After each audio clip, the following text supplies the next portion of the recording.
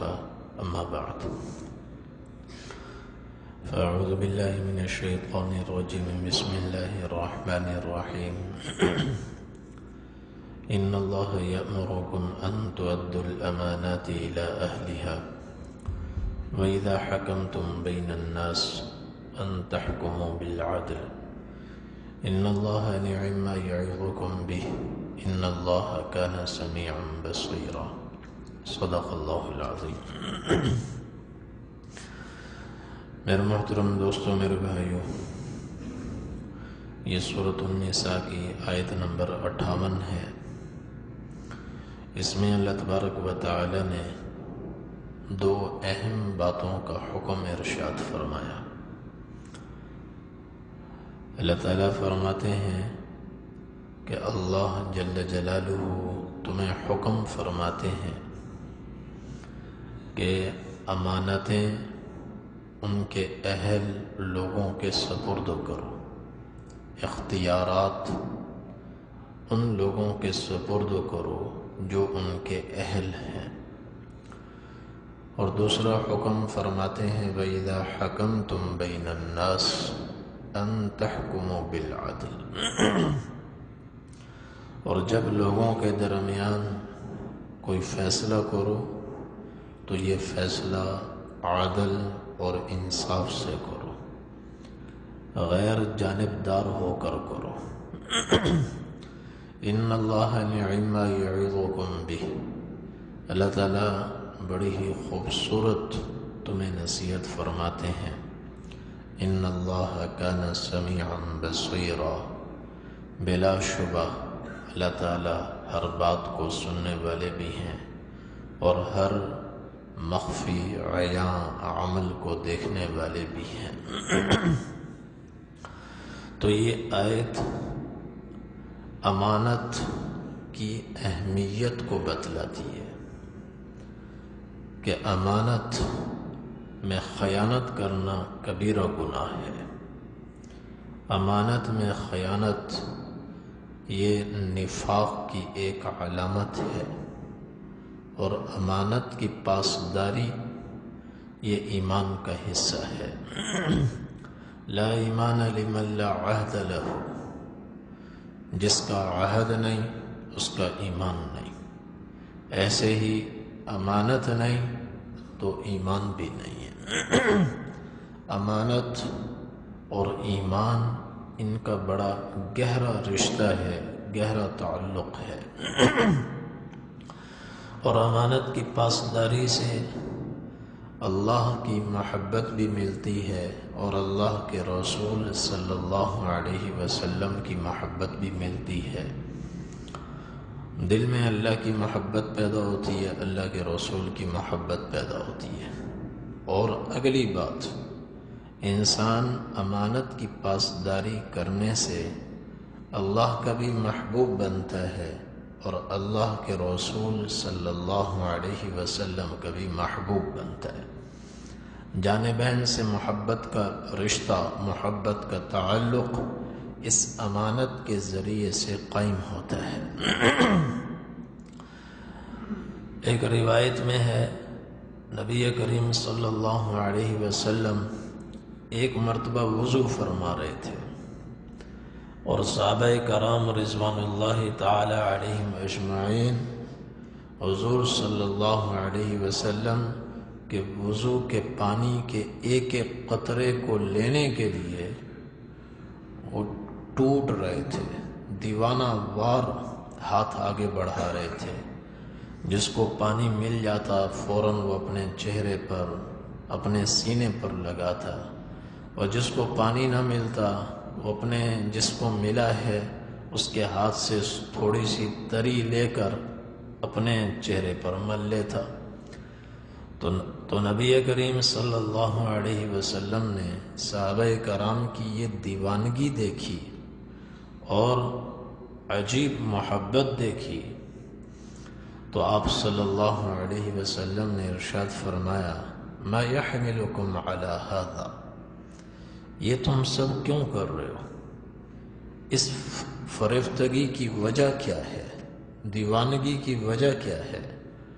صحابہ نے کہا یا رسول اللہ اور کوئی وجہ نہیں سوائے اس کے حب اللہ و رسولہ، اللہ اور اللہ کے رسول سے ہم محبت کرتے ہیں اور اس کی وجہ سے یہ سب کچھ ہم کر رہے ہیں۔ نبی کریم صلی اللہ علیہ وسلم نے ارشاد فرمایا محبت کے کچھ اور بھی تقاضے ہیں، یہ بھی ہے لیکن اس سے آگے بھی محبت کے بڑے تقاضے ہیں۔ من سرہ ان یحب اللہ ورسولہ او یحبہ اللہ ورسولہ، جو آدمی یہ چاہتا ہو کہ اس کے دل میں اللہ کی محبت اور اللہ کے رسول کی محبت گھر کر جائے، دل میں اتر آئے، بیٹھ جائے، اور دل اللہ اور اللہ کے رسول کی محبت اور عظمت سے معمور ہو جائے، آباد ہو جائے، اور مزید اور وہ آدمی خود بھی اللہ کے ہاں بھی محبوب بنے اور اللہ کے رسول کے ہاں بھی محبوب بنے۔ جو یہ چاہتا ہو کہ میرے دل میں اللہ اور اللہ کے رسول کی محبت آ جائے اور میں اللہ کا بھی محبوب بن جاؤں اور اللہ کے رسول کا بھی محبوب بن جاؤں، تو وہ 3 کام کرے، 3 کام، تو اللہ کی محبت بھی آئے گی، اللہ کے رسول کی محبت بھی آئے گی، اور وہ خود اللہ اور اللہ کے رسول کا محبوب بن جائے گا۔ وہ 3 کام کیا ہیں؟ فَلْيَصْدُقِ الْحَدِيثَ إِذَا حَدَّثَ، بات کرے تو سچی کرے، سچائی کا دامن مضبوطی سے تھام لے اور جھوٹ کو زبان کے قریب نہ آنے دے، سچائی اختیار کرے، سچ بولے ایک، اور دوسری بات وَلْيُؤَدِّ أَمَانَتَهُ إِذَا اؤْتُمِنَ، جب کوئی اس کے پاس امانت رکھوائے اور جب لینے کے لیے آئے دن میں یا رات میں، اگلے دن یا 1 سال کے بعد مکرے نہیں، امانت میں خیانت بھی نہ کرے، امانت میں تبدیلی بھی نہ کرے، جب وہ مطالبہ کرے مانگے بے کم و کاست اس کی امانت اسے واپس کر دے۔ اور تیسرے وَلْيُحْسِنْ جَارَ مَنْ جَاوَرَهُ، اپنے پڑوسی کے ساتھ اچھا سلوک کرے، اپنے پڑوسی کے ساتھ اچھا سلوک کرے۔ جو آدمی یہ 3 کام کرے گا اس کے دل میں اللہ کی محبت بھی پیدا ہوگی اور اللہ کے رسول صلی اللہ علیہ وسلم کی محبت بھی پیدا ہوگی، اور وہ اللہ کا بھی محبوب بنے گا، اللہ کے رسول صلی اللہ علیہ وسلم کا بھی محبوب بنے گا۔ تو یہ ہے امانت، اس کی اہمیت۔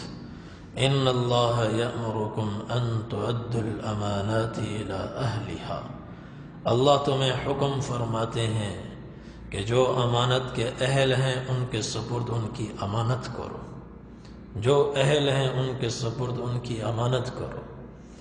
نبی کریم صلی اللہ علیہ وسلم سن 7 ہجری میں عمرۃ القضاء کے لیے تشریف لائے۔ 3 دن معاہدے کی روح سے حضور کو اجازت ملی کہ آپ صحابہ کے ساتھ 3 دن مکہ میں قیام کر سکتے ہیں، عمرہ کریں، طواف کریں، اور 4تھے دن کا سورج چڑھنے سے پہلے پہلے آپ مکہ چھوڑ دیں، یا معاہدے کی روح سے آپ کو 3 دن کی اجازت ملی۔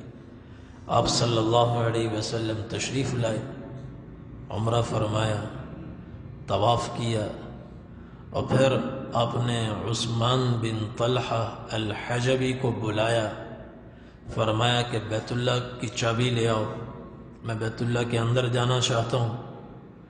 اور انہوں نے چابی دینے سے انکار کر دیا، انہوں نے کہا یہ ہم آپ کے لیے دروازہ نہیں کھول سکتے۔ آپ صلی اللہ علیہ وسلم نے فرمایا تمہاری مرضی ہے، درخواست کی، مگر انہوں نے درخواست قبول نہیں کی۔ اگلے سال اللہ پاک حضور پاک صلی اللہ علیہ وسلم کو فاتحانہ انداز میں مکہ مکرمہ میں لے کر آئے۔ مکہ فتح ہو گیا، قریش مغلوب ہو گئے، مقہور ہو گئے۔ مکہ میں داخل ہو کر اب سیدھا مسجد میں تشریف لائے، طواف فرمایا۔ طواف کے بعد آپ نے عثمان بن طلحہ الحجبی کو بلایا۔ آپ نے فرمایا بیت اللہ کی چابی لے آؤ، آج انکار نہیں کر سکتے۔ آج حضور صلی اللہ علیہ وسلم کو اللہ پاک فاتح کی حیثیت سے لے کر آئے ہیں۔ آپ نے فرمایا چابی لے کر آؤ۔ ابھی وہ مسلمان نہیں ہوئے تو انکار نہیں کر سکے، تو بوجھل قدموں کے ساتھ، دبے قدموں کے ساتھ، بوجھل قدموں کے ساتھ، بھاری دل کے ساتھ، پریشان اور غم زدہ ہو کر وہ گھر گئے۔ چابی ان کی ماں کے پاس تھی، سلافہ بنت سعد کے پاس۔ اور لگا جی اماں جان بیت اللہ کی چابی دے دو۔ حضور پاک صلی اللہ علیہ وسلم مانگ رہے ہیں، اور سلافہ بنت سعد ان کی ماں، ان کا بدر میں ان کے شوہر مارے گئے تھے، اور احد میں ان کے قریبی لوگ مارے گئے، بدر میں بھی ان کے قریبی مارے گئے تھے، ان کے والد۔ تو وہ ایسی عورت تھی کہ عاصم بن ثابت الانصاری رضی اللہ عنہ نے ان کے کسی عزیز کو قتل کیا تھا۔ اس نے نظر مانی تھی کہ اگر عاصم بن ثابت الانصاری کا سر میرے ہاتھ لگا تو میں ان کی کھوپڑی میں شراب ڈال کر پیوں گی۔ یہ وہ عورت تھی۔ بعد میں وہ بھی مسلمان ہو گئی۔ تو بیٹے نے کہا اماں جان اب چابی دے دے۔ اور انہوں نے فرمایا بیٹا میں تمہیں چابی نہیں دے سکتی، چابی میں تمہیں نہیں دے سکتا۔ انہوں نے کہا جی آج تو دینی پڑے گی، اب انکار کی گنجائش نہیں ہے، اب ہم انکار کی پوزیشن میں نہیں ہیں۔ تو اس نے کہا میں نہیں دیتی۔ پھر ماں نے کہا واللہ لو اخذها منکم لا يعطيكموها ابدا، اللہ کی قسم اگر آپ نے تم سے چابی لے لی تو قیامت تک یہ چابی پھر تمہارے ہاتھ میں نہیں آئے گی۔ اور بیت اللہ کی حجابت، دربانی اور بیت اللہ کی تولیت کا جو اعزاز برس ہا برس سے ہمارے خاندان میں چلا آیا ہے، یہ اعزاز حجابت آج ہمارے ہاتھ سے نکل رہی ہے۔ لیکن کچھ دیر کے بعد سلافہ بنت سعد کو بھی سمجھ میں آ گئی یہ بات کہ آج ہم انکار نہیں کر سکتے، اور ادھر حضور پاک صلی اللہ علیہ وسلم طواف کر کے انتظار میں کھڑے ہوئے، اور سورج سر پر چڑھا ہے، گرمی ہے۔ صحابہ کرام فرماتے ہیں ہم نے حضور پاک صلی اللہ علیہ وسلم کے چہرے انور سے موتیوں کی طرح پسینے کے قطرے بہتے ہوئے دیکھے۔ اب انتظار فرماتے رہے، اور اس دوران حضرت علی رضی اللہ عنہ نے فرمایا لقد اعطینا النبوۃ والسقایۃ والحجابہ فما قوم بافضل منا نصیبا، کہ اللہ تعالیٰ نے ہمارے خاندان کو بہت اونچا شرف بخشا ہے۔ نبوت پہلے سے ہمارے خاندان میں تھی، اور حاجیوں کو پانی پلانے کی سعادت، سقایہ جس کو کہتے ہیں، یہ بھی ہمارے خاندان میں تھی۔ حضرت عباس رضی اللہ عنہ حاجیوں کو پانی پلایا کرتے تھے، کہ یہ دو چیزیں تو اللہ نے بنو ہاشم کو عطا فرمائی تھیں، تیسری چیز نہیں تھی، حجابت، بیت اللہ کی تولیت، بیت اللہ کی دربانی، جس کے پاس چابی ہوتی ہے، جو بیت اللہ کو، حرم کو کھولتا ہے اور پھر حرم کے دروازوں کو بند کرتا ہے، اس خدمت کو حجابت کہتے ہیں۔ فرمائیں یہ تیسری خوبی ہمارے سعادت ہمارے خاندان میں نہیں تھی، آج اللہ نے ہمیں یہ بھی عطا فرما دی۔ نبوت بھی ہمارے خاندان میں، سقایا بھی ہمارے خاندان میں، حجابہ بھی ہمارے خاندان میں، فما قوم بافضل منا نصیبا، آج دھرتی پر ہم سے زیادہ نصیبے والی قوم، خوش قسمت قوم کوئی نہیں ہے، اور اس میں کوئی شک نہیں بنو ہاشم سے بڑھ کر دنیا میں کوئی نہیں ہے۔ لیکن حضور پاک صلی اللہ علیہ وسلم کو یہ بات پسند نہیں آئی، آپ کو یہ بات پسند نہیں آئی کہ یہ اس طرح کی باتیں کی جائیں، یہ آپ کو پسند نہیں آئی۔ کچھ دیر کے بعد عثمان بن طلحہ الحجبی بیت اللہ کی چابی لے کر آئے اور کانپتے ہاتھوں سے انہوں نے بیت اللہ کا دروازہ کھولا اور پھر چابی حضور کی خدمت میں پیش کر دی۔ آپ اندر تشریف لے گئے۔ حضرت بلال رضی اللہ عنہ، اسامہ بن زید اور عثمان بن طلحہ الحجبی یہ حضور کے ساتھ تھے۔ آپ اندر گئے، بیت اللہ کے اندر 6 ستون تھے اور چاروں کونوں میں سب سے پہلے حضور نے ہر کونے میں جا کر دعا مانگی۔ دعا سے فارغ ہو کر پھر آپ تشریف لائے، ایسی جگہ کھڑے ہوئے کہ بیت اللہ کے 6 ستون تھے، 1 ستون آپ کے بائیں طرف، 2 ستون آپ کے دائیں طرف، 3 ستون آپ کے پیچھے تھے۔ ایسی جگہ کھڑے ہوئے جہاں یہ کیفیت بنی، وہاں آپ نے 2 رکعت نماز پڑھائی۔ نماز پڑھ کر فارغ ہوئے، اب بیت اللہ سے باہر تشریف لائے، حضرت اسامہ کو بھیجا، اندر کچھ تصویریں تھیں، جا کر پانی لے آؤ تاکہ یہ تصویریں مٹائی جائیں۔ اور پھر بیت اللہ کی چوکھٹ پر آئے تو پورے اہل مکہ آپ کے سامنے کھڑے ہوئے۔ آپ نے فرمایا ما ترون انی فاعل بکم، تمہارا کیا خیال ہے آج میں تمہارے ساتھ کیا سلوک کرنے والا ہوں؟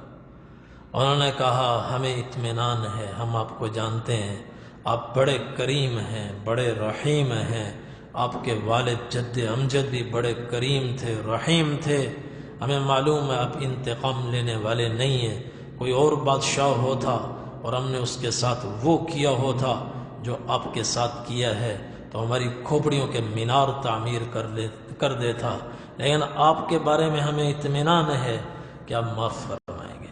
آپ نے فرمایا آج میں تم سے وہی کہوں گا جو میرے بھائی یوسف علیہ السلام نے اپنے بھائیوں سے کہا تھا، لا تثریب علیکم اليوم یغفر اللہ لکم، آج تم پر کوئی الزام نہیں، جاؤ میں نے تمہیں معاف کیا، اللہ تمہیں معاف فرمائے، اذهبوا انتم الطلقاء، جاؤ آج تم آزاد ہو۔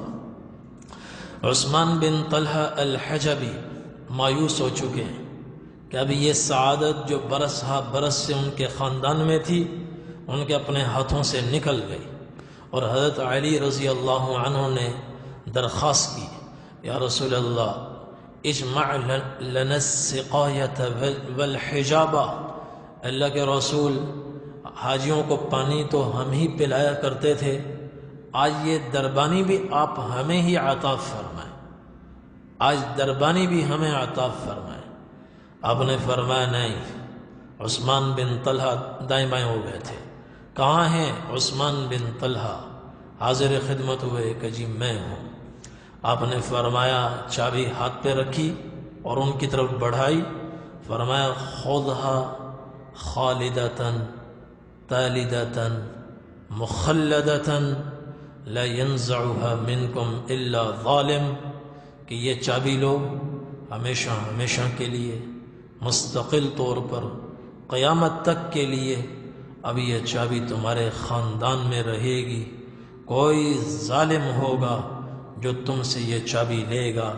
انی لم ادفعها الیکم، یہ چابی میں تمہیں نہیں دے رہا، ولکن اللہ دفعها الیکم، یہ چابی اللہ تمہیں دے رہے ہیں۔ آپ نے فرمایا خذوها یا بنی شیبہ، اے بنو شیبہ یہ چابی تم لے لو ہمیشہ ہمیشہ کے لیے، قیامت تک کے لیے۔ علماء نے لکھا ہے ہر قبیلہ دنیا سے مٹ سکتا ہے لیکن خاندان بنی شیبہ نہیں مٹ سکتا، جب تک بیت اللہ قائم ہے، دائم ہے، یہ خاندان بھی دھرتی پر موجود رہے گا، اس لیے کہ قیامت تک کے لیے بیت اللہ کی تولیت اس خاندان کے پاس آ گئی ہے، اس لیے یہ خاندان مٹ نہیں سکتا، ہمیشہ ہمیشہ رہے گا۔ حضور کے زمانے سے لے کر آج تک وہ چابی انہی کے پاس ہے، اور اس پر یہ قرآن کریم کی آیت نازل ہوئی، ان اللہ یأمرکم ان تؤدوا الامانات الی اہلہا۔ اللہ تعالیٰ حکم فرما رہے ہیں امانت اس کے حوالے کرو جو امانت کا اصل حقدار ہے اور امانت کا اہل ہے۔ یہ خاندان اگرچہ کافر تھا مگر زمانے کفر میں بھی انہوں نے اس امانت کا خیال رکھا، پاسداری کی، اور پھر حضور کے دینے سے وہ سب مسلمان ہو گئے۔ عثمان بن طلحہ بھی مسلمان ہو گئے، ان کی والدہ سلافہ بنت سعد وہ بھی مسلمان ہو گئی۔ تو یہ ہے امانت جس کا اللہ نے حکم دیا ہے۔ حضرت حذیفہ بن الیمان رضی اللہ عنہ فرماتے ہیں نبی کریم صلی اللہ علیہ وسلم نے امانت سے متعلق مجھے دو باتیں ارشاد فرمائیں۔ ایک تو میں اپنی آنکھوں سے دیکھ چکا ہوں، اور دوسرے کا میں انتظار کر رہا ہوں۔ ابھی تک وہ میں نے دیکھی نہیں ہے لیکن وہ بھی ظاہر ہوگی، ابھی تک میں نے دیکھی نہیں ہے، اس کا مجھے انتظار ہے کہ وہ کب ہوگی۔ ایک بات امانت کس طرح قائم ہوگی، ایک حضور نے اس کے متعلق فرمایا۔ دوسرا امانت لوگوں کے ہاں سے کیسے اٹھے گی، کیسے رفتہ رفتہ امانت کا فقدان ہوگا، یہ بھی حضور پاک صلی اللہ علیہ وسلم نے بیان فرمایا۔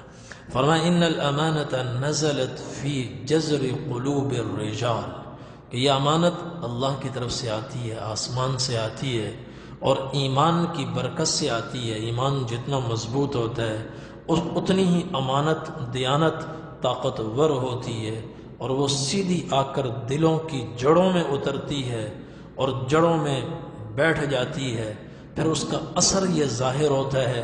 ثم علموا من الکتاب، لوگوں میں دین کا شوق پیدا ہوتا ہے، وہ قرآن کا علم حاصل کرتے ہیں۔ ثم علموا من السنہ، پھر وہ سنت کا بھی علم حاصل کرتے ہیں، احادیث مبارکہ کا بھی علم حاصل کرتے ہیں۔ یہ سب امانت کا اثر ہے۔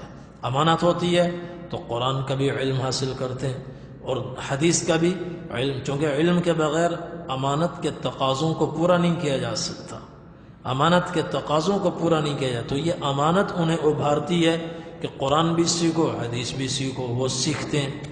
پھر حضور نے ایک اور وقت بتایا کہ جب لوگ قرب قیامت میں یا بعد کے زمانوں میں امانت لوگوں سے نکلے گی۔ وہ کیسے نکلے گی؟ آپ نے فرمایا ینام الرجل النوم، آدمی معمولی سا سوئے گا۔ سونے کا مطلب ہے دین سے ادنا درجے کا غافل ہوگا، غفلت، چونکہ جب آدمی سوتا ہے تو غافل ہو جاتا ہے ہر چیز سے، اس کو گرد و پیش کی کوئی خبر نہیں ہوتی۔ ینام الرجل النوم، آدمی معمولی سا سوئے گا یعنی دین سے غافل ہوگا، تو جیسے ہی غافل ہوگا فتقبض الامانہ، کچھ نہ کچھ امانت اس کے دل سے نکل جائے گی، اور فیظل اثرها مثل اثر الوقت، پیچھے امانت اپنا ایک نہ نظر آنے والا نشان چھوڑ جائے گی۔ جیسے یہ وقت کہتے ہیں، جو آدمی کام کاج کرتا ہے یہاں نشان پڑ جاتے ہیں، جو مزدور لوگ ہوتے ہیں ان کے یہاں نشان پڑ جاتے ہیں، کہ امانت جائے گی پیچھے اس طرح کا ایک نشان باقی ہوگا، کچھ نہ کچھ امانت پھر بھی باقی ہوگی۔ ثم ینام النوم، پر مزید آدمی دین سے غافل ہوگا، تھوڑی اور غفلت اختیار کرے گا، فتقبض الامانہ، مزید اس کے اندر سے امانت نکلے گی، اور فیظل اثرها مثل اثر المجل، اور امانت کے جانے کے بعد پیچھے ایک ایسا نشان ہوگا جیسے آبلہ ہوتا ہے، آبلہ، پاؤں پر آبلے پڑ جاتے ہیں، ہاتھوں پر بھی آبلے پڑ جاتے ہیں، اور اندر ایک پانی بھرا ہوا ہوتا ہے، اس کو حضور نے فرمایا کجمر دحرجتہ علی رجلک فنفط، فتراہ منتبرا ولیس فیہ شیء، کہ جیسے انگارہ پاؤں پر لڑکاؤ تو وہ ایک نشان چھوڑ جاتا ہے، آبلہ بن جاتا ہے اور پھول جاتا ہے اور دیکھنے میں پھولا ہوا نظر آتا ہے، مگر اس کے اندر فاسد مادہ جمع ہوتا ہے، ایسی امانت نکلے گی، لوگ پھولے ہوئے ہوں گے، بڑی ٹیپ ٹاپ ہوگی اور اندر ایک فاسد مادہ جمع ہوگا۔ آبلہ بسا اوقات دیکھنے میں اچھا بھی لگتا ہے، خوبصورت بھی لگتا ہے، مگر وہ اندر جو کچھ اس کے ہے وہ تو فاسد مادہ ہے۔ یہی حال لوگوں کا ہوگا کہ اوپر اسے بڑی ٹیپ ٹاپ ہوگی اور کہا جائے گا ما اعقلہ، یہ آدمی تو بڑا عقل مند ہے، وما اجلدہ، یہ بڑا زبردست آدمی ہے، وما اظرفہ، بڑا خوش مزاج آدمی ہے، ولیس فی قلبہ مثقال حبۃ ذرۃ من ایمان، اور اس کے دل میں ذرہ برابر ایمان نہیں ہوگا۔ اس طرح رفتہ رفتہ کر کے امانت اٹھ جائے گی۔ تو امانت اٹھے گی تو ایمان بھی اٹھ جائے گا۔ ایمان اور امانت ان کا تو چولی دامن کا ساتھ ہے۔ والذین هم لاماناتهم وعہدهم راعون، اللہ تعالیٰ فرماتے ہیں جو اپنی امانتوں کا بھی خیال رکھتے ہیں اور اپنے عہد اور پیمان کا بھی خیال رکھتے ہیں، ان کی پاسداری کرتے ہیں۔ والذین هم بشہاداتهم قائمون، اور اپنی گواہیوں پر قائم رہتے ہیں، صحیح گواہی دیتے ہیں، حق کی گواہی دیتے ہیں۔ والذین هم علی صلاتهم یحافظون، نمازوں کی پابندی کرتے ہیں۔ اولئک فی جنات مکرمون، یہی لوگ ہیں جو جنتوں میں بڑے عزت دار ہوں گے، باعزت زندگی گزارنے والے ہوں گے۔ تو اللہ تعالیٰ فرماتے ہیں ان اللہ یأمرکم ان تؤدوا الامانات الی اہلہا، اللہ تعالیٰ حکم دے رہے ہیں کہ امانت ان کے اہل کے سپرد کرو۔ وَإِذَا حَكَمْتُمْ بَيْنَ النَّاسِ أَن تَحْكُمُوا بِالْعَدْلِ، اور جب فیصلہ کرو تو انصاف کا فیصلہ کرو، جانبدارانہ فیصلہ نہ ہو، غیر جانبدارانہ فیصلہ ہو اور حق پر مبنی فیصلہ ہو۔ حضرت علی رضی اللہ عنہ کو نبی کریم صلی اللہ علیہ وسلم نے جب یمن کی طرف روانہ فرمایا، آپ نے فرمایا علی تمہارے پاس لوگ مقدمات لے کر آئیں گے، اپنے فیصلے لے کر آئیں گے۔ اذا جلس الیک خصمان فلا تقض بینہما حتی تسمع من الآخر، علی جب دو فریق تمہارے پاس کوئی مقدمہ لے کر آئیں تو ان کے درمیان اس وقت تک فیصلہ نہ کرنا جب فریق اول کے ساتھ ساتھ فریق دوم کی بھی پوری بات توجہ سے سن لو۔ ایک فریق کی بات سن کر کبھی فیصلہ نہ کرنا، فیصلہ اس وقت جب فریقین دونوں موجود ہوں اور دونوں اپنا اپنا دعویٰ سنائیں، اطمینان سے دونوں کو سنو اور قرآن و سنت کی روشنی میں پھر ان میں غور کرو، فکر کرو کون حق پر ہے، کون صحیح ہے، کون غلط ہے، پھر اس کے بعد اپنا فیصلہ سناؤ۔ اللہ تعالیٰ فرماتے ہیں ان اللہ نعم ما یعظکم بہ، یہ بڑی خوبصورت اللہ تعالیٰ تمہیں نصیحت فرماتے ہیں۔ اسی سے نظام کائنات چلتا ہے، اسی سے معاشرے کا حسن قائم ہوتا ہے۔ اگر یہ دو چیزیں اندر سے نکل جائیں تو معاشرہ خوبصورت نہیں ہو سکتا۔